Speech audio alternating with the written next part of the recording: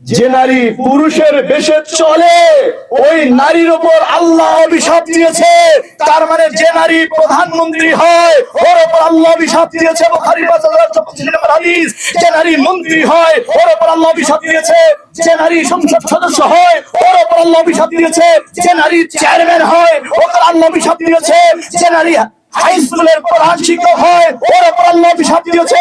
যে নারী প্রাইমারি স্কুলের প্রধান শিক্ষিকা হয় ওর উপর আল্লাহ অভিশাপ দিয়েছে। যে নারী কলেজের প্রিন্সিপাল হয় তার উপর আল্লাহ অভিশাপ দিয়েছে। যে নারী ইউনিভার্সিটির ভাইস চ্যান্সেলর হয় তার উপর আল্লাহ অভিশাপ দিয়েছে। রাজুলাতুম মিনান নিসাই, কারণ এই পদগুলো পুরুষের পদ। এই পদে যখন নারী বসে তখন আসছে নারী থাকলে সে পুরুষ হয়ে যায়।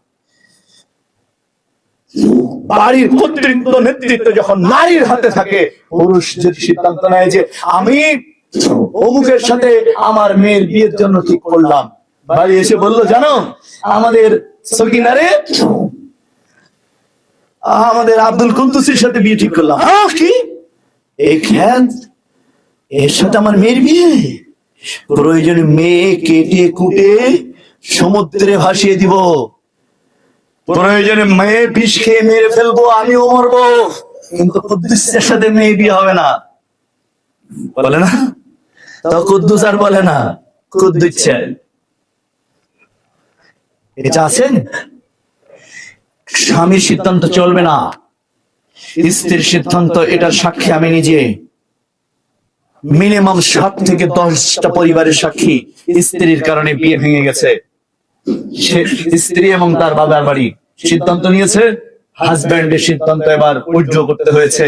হাজব্যান্ড পাশে গিয়ে বলছে ছেলের বাবার বাড়ি, এবং ছেলেকে বললো যে বাবা পরিবার তো টিকে না, বিয়ে হলো না। বিয়ে হলো না কেন?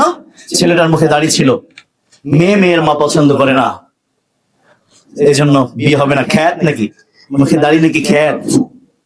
এই মডার্ন গণতন্ত্র আপনাকে আপনার নারীকে মডার্ন নারী বানিয়েছে।